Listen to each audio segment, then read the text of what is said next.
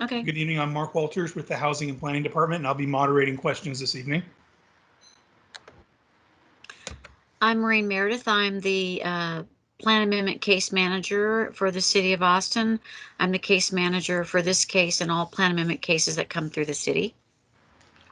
And I'm Michelle Hausman with Land Use Solutions. I represent the applicant, who is the owner and developer, Stone Lake Capital Partners. And we have our team members here that can introduce themselves. Hey, I'm Ian Beckham with the applicant with Stone Lake.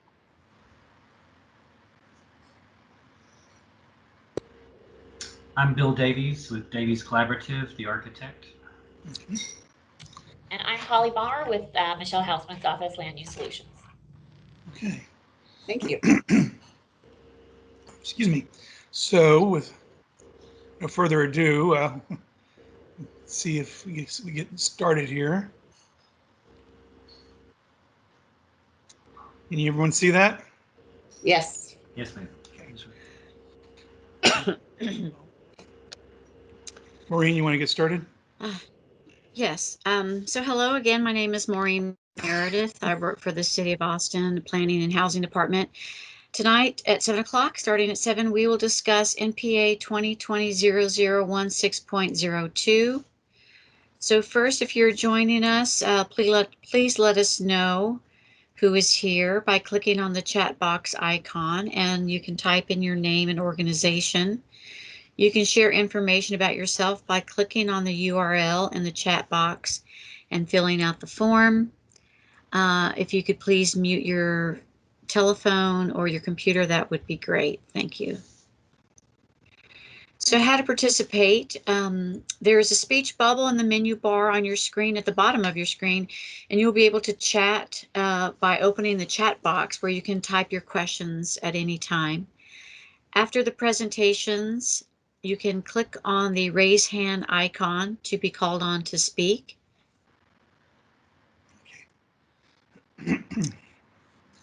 So again, I am the Plan Amendment Case Manager, Maureen Meredith, and Heather Cheffin is the Zoning Case Manager.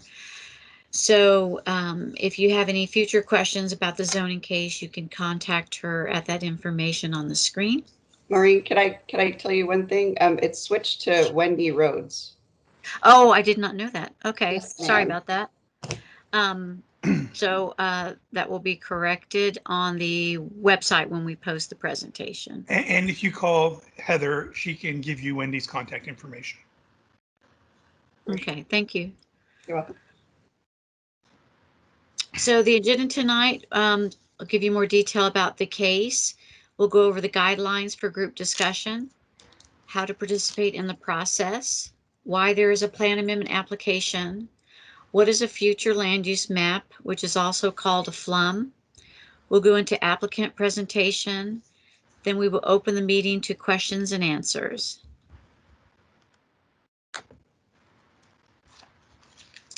So again, the property address is 1101 Shady Lane. The case number is NPA 2020-0016.02. The FLUM request is to change the future land use map from commercial to mixed use land use. The zoning case number is C14 2020-0082. The proposed zoning is to change the existing zoning from commercial service, mixed use, conditional overlay neighborhood plan, and community services neighborhood plan to commercial services VMU neighborhood plan. And here we have the property owner and applicant, and the agent is Michelle Hausman from Land Use Solutions. We have guidelines for tonight's group discussion. Due to the need for social distancing, in-person questions and comments have been moved to this online format. This will allow everyone will be allowed to speak tonight. We ask that you listen respectfully and actively. We ask that you not criticize ideas and not individuals. We are committed to learning and not debating in tonight's meeting. Please avoid blame, speculation, inflammatory language. Avoid assumptions about others, especially based on their perceived social group. and staff reserves the right to delete offensive language and remove offenders from the meeting. Just want to add that we have not had any problems at our meetings thus far, and we hope that continues. So please feel free to type your questions into the chat at any time during this meeting. After staff and applicant presentations, if you would like to speak, please raise your hand by clicking on the hand symbol on the menu bar. Telephone participants will be able to speak during the Q&A session of the meeting. Attendees will be muted upon arrival and through the staff and applicant presentations. Then staff will open the floor to answer questions in the chat or by attendees raising their hands to speak. Similar questions that are asked may be grouped and answered together. Please mute your microphone when you are not speaking for the sake of sound quality and clarity of conversation. If you are having connection issues, please turn off your video until called upon to ask a question. How to participate in this process. All questions will be answered and made available by request within 5 days on the website. Email or call the case manager with any questions or comments you might have. Written comments that we receive will be added to staff case reports that go before Planning Commission and City Council. If you live within 500 feet of the property, you will get a notice in the mail with the date and time of the Planning Commission and City Council public hearings. That notice will have instructions on how to participate in these public hearings. So why is there a plan amendment application? Neighborhood plans are adopted by City Council as amendments to the Imagine Austin Comprehensive Plan. City Charter requires zoning changes to be consistent with the comprehensive plan. Most neighborhood plan amendments are amendments to the future land use map of that plan, and most plan amendment applications have an associated zoning application. So this map shows in blue areas of the city that have existing neighborhood plans with future land use maps. This is what a future land use map looks like, and this is the one for the Govalle Johnson Terrace planning area. Those land use categories that you see on the map represent broad land uses. For example, yellow represents single family, red represents commercial, brown, mixed use, orange, multifamily, and purple, industrial. And these are just some of the land use categories that would be on a future land use map. So this chart shows that there are zoning districts that are considered compatible with future land use categories. A proposed zoning change that triggers a change in the future land use map must be consistent with that land use. For example, the existing zoning of CS and GR is consistent with the red land use, which is what the existing land use is on the map. A proposed zoning of commercial service VMU would be consistent with the brown mixed use land use. So this is just an aerial photo that shows the property where it is located on the east side of Shady Lane, north side of Bolm Road.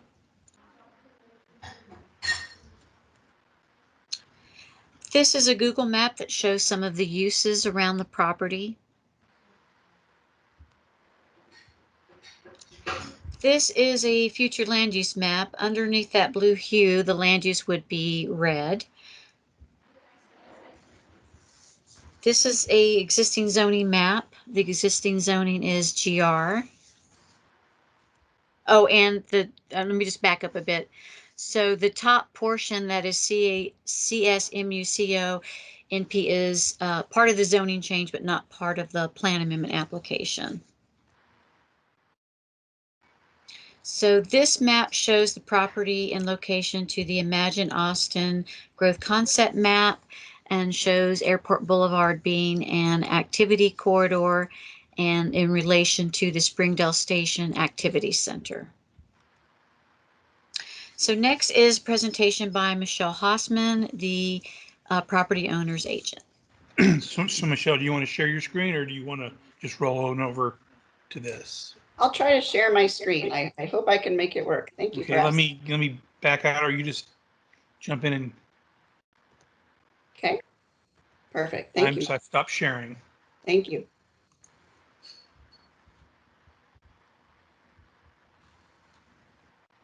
Can you see it? Yes. Okay, perfect. Thank you. So thank you for hosting us this evening. We really appreciate your time and setting all this up for us virtually. So our project team that you met, Stoneley Capital Partners, is the owner and developer of this particular tract. Davies Collaborative, Bill Davies is on the phone. He is the architect. Pape Dawson Engineers is the civil engineer, and they are not on the phone this evening. And Land Use Solutions is my company, and we are representing the applicant on the rezoning and community outreach process. So our agenda and objectives, we have been working with the neighborhood contact team since January of this year. Our first presentation to them was at their January meeting in person. And we had a really good conversation. And prior to that, I had reached out to their chair, Mr. Daniel Yanez, and talked with him about starting the community outreach process at the end of 2019.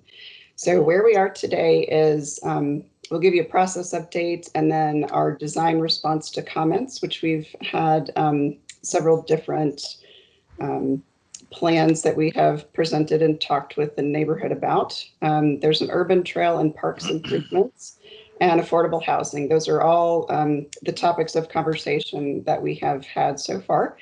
And our objective is to achieve neighborhood support by demonstrating willingness to listen and take action on improvements to the neighborhood as they've expressed. So as Ms. Meredith pointed out, the site does include both tracks, the one that is on Bolm Road and the one that is on Shady Lane. Only one of those tracks is a part of this particular neighborhood plan amendment request. So you see here the red color is the subject of this neighborhood plan amendment. We are requesting a change from red to brown, which would be from commercial to mixed use. And it is consistent and compatible with the brown tract on the north, as well as across the street to the west is, you see the large brown triangle. That is actually a property owned and developed by Stoneley Capital Partners. So they do have interest in this area and have worked in this area for quite some time. That development is under construction. And you see across the street some mixed use brown land use as well.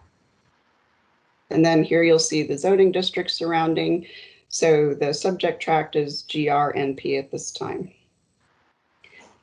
So our design journey that we've been presenting to the neighbors again since January is the history of Stone Lake in this part of town. So you see the imagery on the tract across the street called Trailhead. That's Trailhead Phase 1. It's almost completed construction, and it is a residential multifamily development. And then Stone Lake purchased the tract you see in blue, which is the subject tract, 1101 Shady Lane. They purchased that tract with the envisioning of an office development. And then subsequent to that, they had the opportunity to put the land under contract that you see in the orange that says 1109 Shady, the subject site. And that's when we began our conversations with the neighborhood contact team as to the types of land uses in this area, specifically adjacent to Govalle Park, and with the opportunity of Airport Boulevard being the corridor, as well as the Springdale Station Activity Center on the Imagine Austin Comprehensive Plan.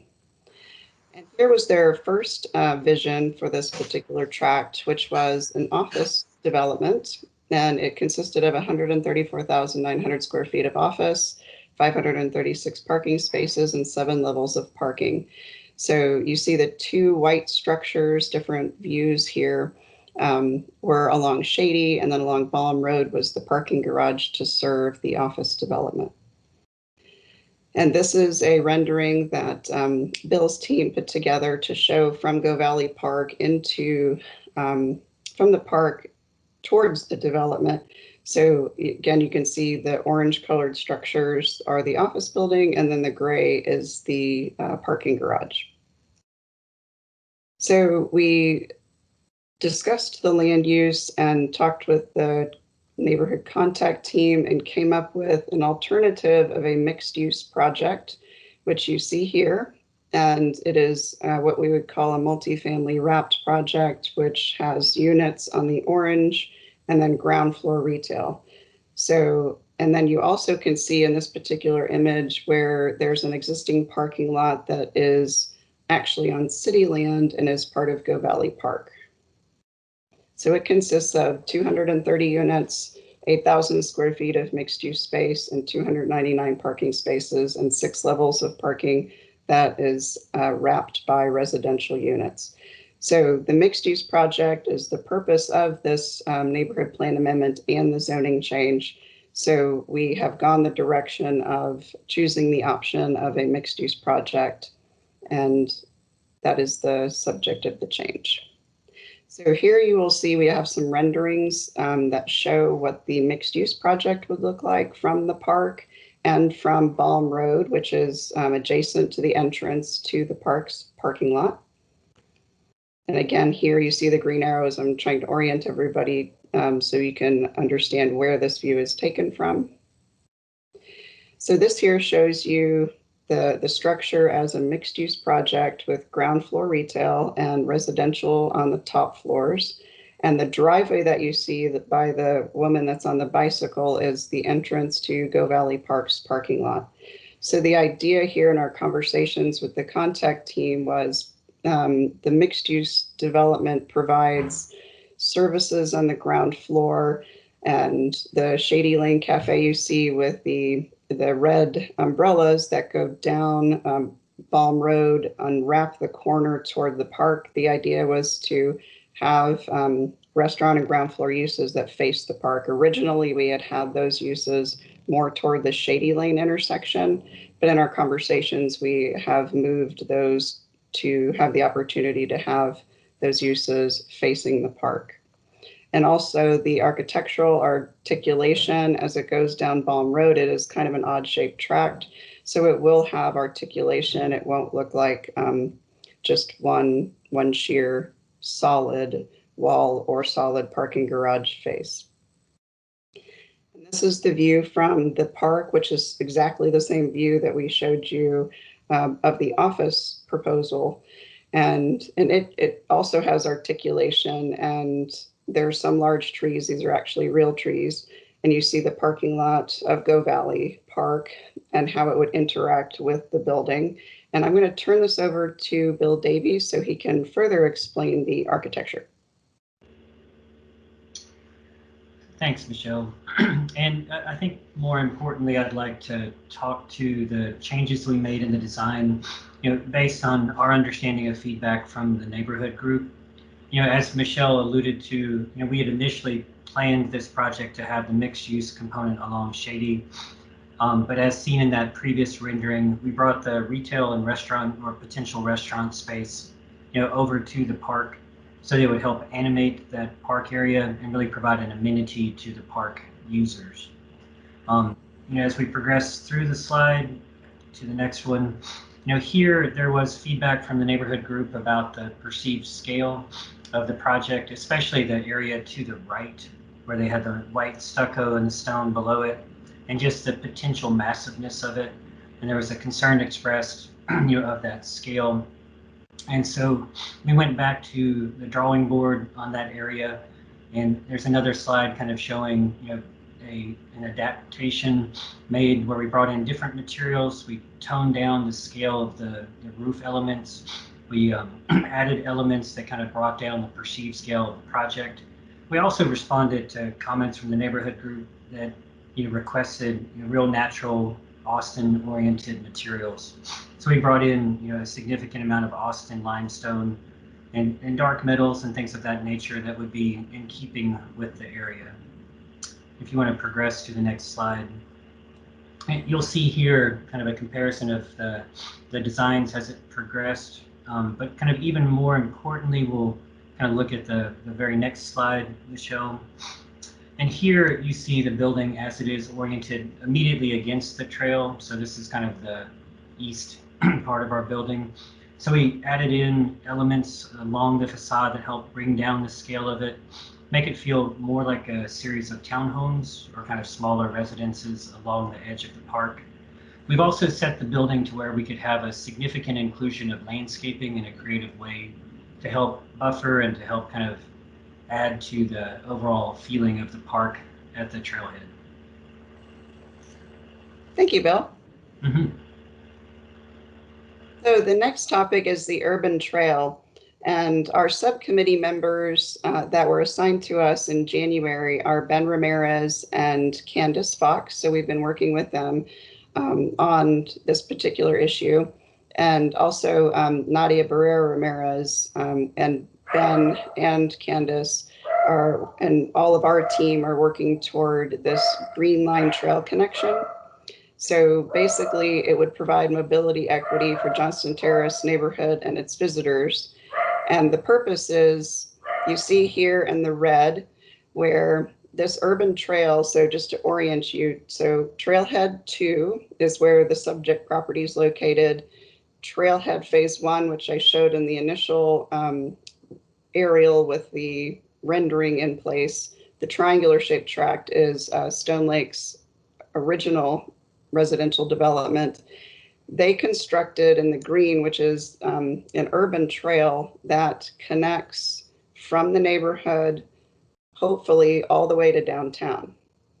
And so the red connection is what we are considering and working with the Austin Transportation Department, Development Services, and Janae Spence with the Trails program in order to allow Stone Lake to design, permit, and construct that red connection. And what that would do is it would allow neighbors to get to Govalle Park and to go downtown, both directions, without having to be at the street level of the airport and Bolm intersection. So this would address some safety issues for pedestrians and bicycle connectivity in the neighborhood. So we think this is a really key factor, and hopefully we'll have the ability to make that work and get it done quickly. So again, Stone Lake constructed the green section, and they were able to do it with their contractors and get it built. So we are hoping to have that same opportunity where the red is shown. And you'll see here when the Stone Lake Phase 1 of Trailhead was built, you see the train tracks, and the yellow is the urban trail that's now built. And then you see the subject site right where the yellow star is. And then you also see on Phase 1, we provided the connectivity, just a 12-foot pedestrian sidewalk right-of-way, also to get people from the trail over to the park. One other element that was raised is parks improvements. You'll see here that Govalle Neighborhood Park is quite a gem in the neighborhood. It also connects over to East Boggy Creek Greenbelt. So, as far as having a mixed-use development with the restaurant opportunity facing the park, as well as the residential units above for individuals and families to be near the park, is a great amenity. And so if there are parks improvements, we'll work with the Parks Department and our subcommittee in order to see if there are any further parks improvements to contribute towards. Affordable housing. So vertical mixed use, even as Mr. Hartman mentioned, requires 10% units on site at 80% MFI. And the Austin Strategic Housing Blueprint does have a goal of 60,000 new units at 80% MFI. And so that will be included in the project, as well as we are working with the East Austin Conservancy to hear about their affordability preservation framework. And Mr. Raul Alvarez is the chair of that organization, so we are working with him as well. So our next steps would be to continue working with our subcommittee. Again, that's Ben and Candace. And then we met with the contact team, presented to them again in September, and we respectfully requested a letter of support from the contact team. Today is our October 6th meeting, and then October 27th is our scheduled Planning Commission with Ms. Rhodes as our case manager. So I appreciate your time, and we are available for questions. Okay, I'm going to look here in the chat conversation, and there's no questions. And I'm going to check participants. Anyone who's on here on the computer have any questions, be happy to field those, and the presenters would be happy to answer any questions at this time. I think everyone, at least here I can see, is associated with the case in some fashion. So it doesn't look like it was a very good presentation, but didn't look like too many people showed. So if nobody has any questions, we can end the meeting and can get back to our evening. I'm going to put up a slide real quick with Maureen's contact information.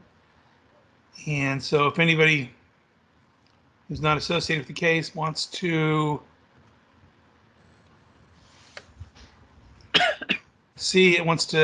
contact Maureen or Heather, who get in touch with Ms. Rhodes, they can have this contact information. I'll leave it up for a second. Before we head out, does anybody have anything to add, Michelle? Any of your team? No, I think we very much appreciate your time. And if there are questions from the community, we will address them and get answers back to everyone. But yes, please stay in touch, and we look forward to continuing the conversation. Well, with that, we'll end the meeting and I'll go eat dinner. So everybody have a good evening, and thank you for your time. Thank you, Thank you all Mark. very Thank you very much. much. Bye-bye. Bye-bye.